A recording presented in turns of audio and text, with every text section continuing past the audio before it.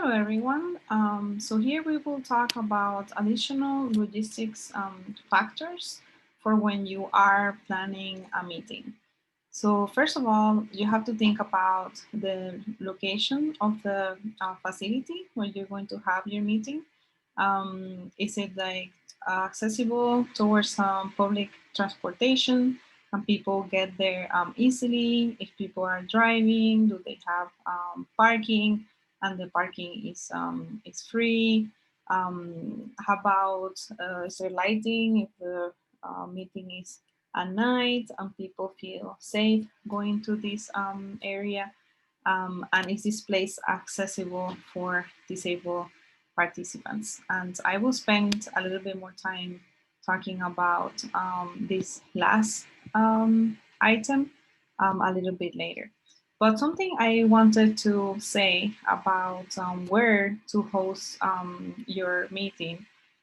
So it depends, like also who are you trying to target in your community.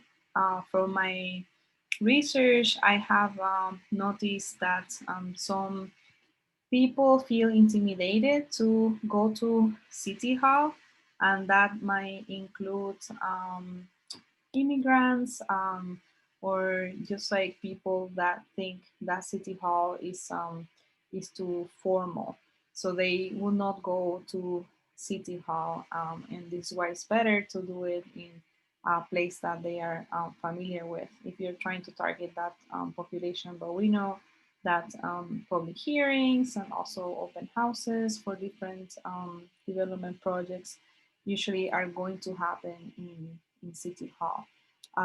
There is a community council here in Salt Lake City, Poplar Grove, who they changed their location, but they for a long time met in the police precinct, and people express discomfort going to that space.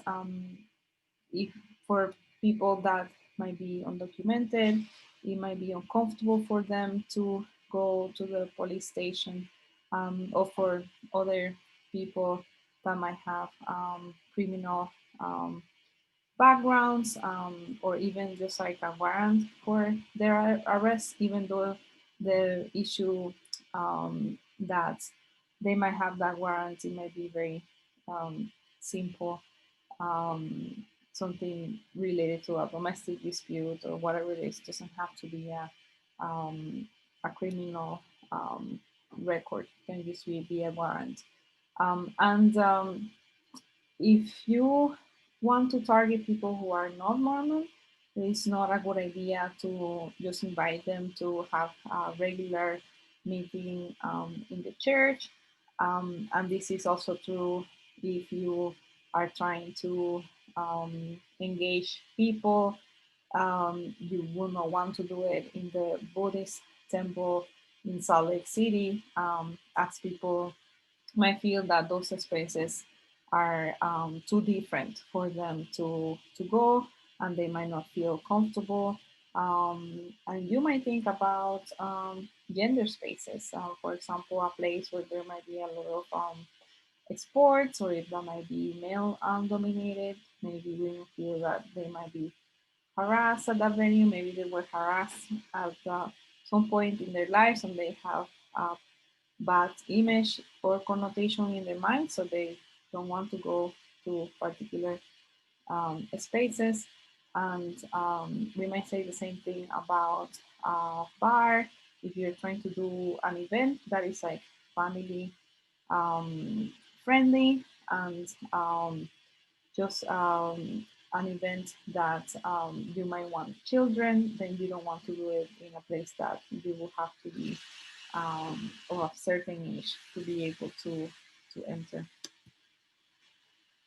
So going to that last point that was presented about making a space accessible. So I'm part of an organization called Assist Incorporated, and they do home modifications here in Salt Lake City for very low income individuals. And many of those low income individuals might be older adults or people that have disabilities. And this is just what I will talk about is like how you can make a quick assessment of a place to make sure that it's accessible for people of limited mobility. So it could be someone who is using a wheelchair, but it can be an older adult as well, that they cannot lift their feet so high, or that they might be prone to falling.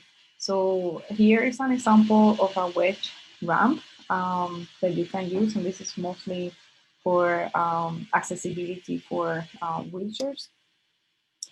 Thinking about accessibility for wheelchairs, this might be the front door, the side patio, or the garage entry. And as you can see, all of these are no step entry at all. And that's what the barrier that the wedge ramp tries to overcome, is that little step going up.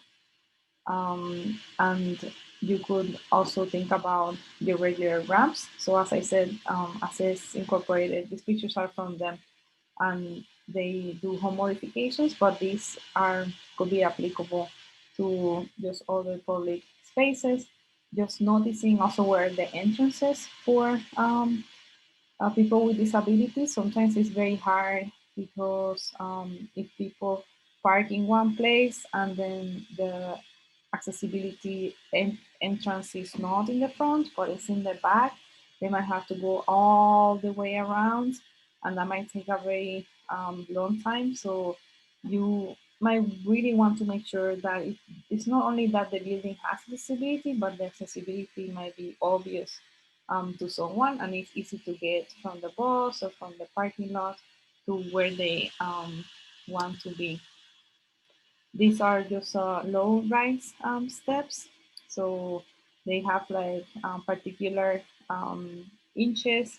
I believe it's like no more than 5 inches or so, that you there's not a lot of distance, as it's like harder for older adults or people with limited mobility to go up that high and in lifting their legs. And as you can see, they also have like handrails in these ones, so it's easy for people to hold on to something while they're trying to go up.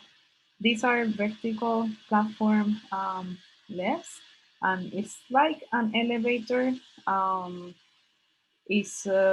But they tend to be for not a whole floor, but maybe it's like just a few feet. In the architecture department of the University of Utah, there's like one of these, but there's not an elevator.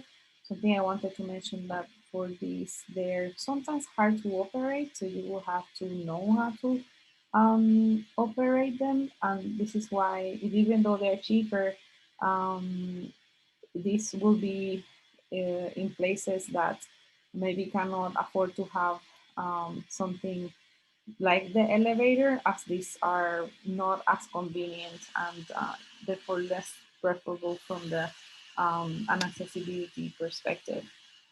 These are just like interior handrails, and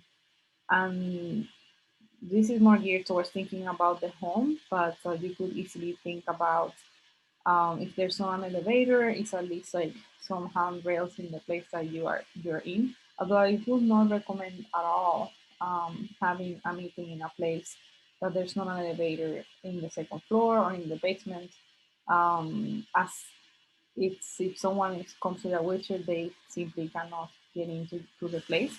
So I will really dissuade you. So this is more like thinking about the home and how to make it more accessible. Some other architectural barriers can be how wide the doors are. For a door to be accessible, it has to be 36 inches, so the wheelchair can like go through.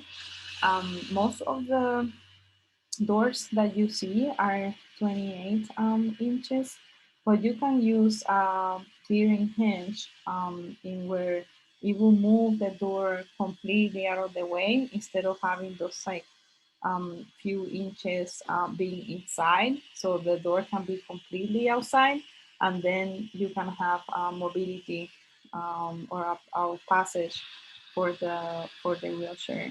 In your assignment, I want you to see where you live and tell me like how accessible is or is not.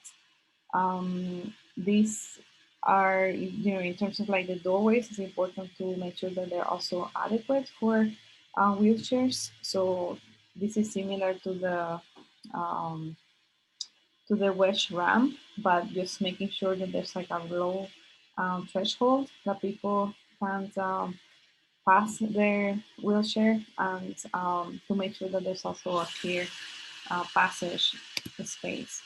And of course, like wide hallways. This is more for the home, not necessarily for your meeting spaces, but reachable switches, outlets, and controls. And this would be also true of like cabinets and anything else in the home. And next, I will be talking about the meeting preparation checklist.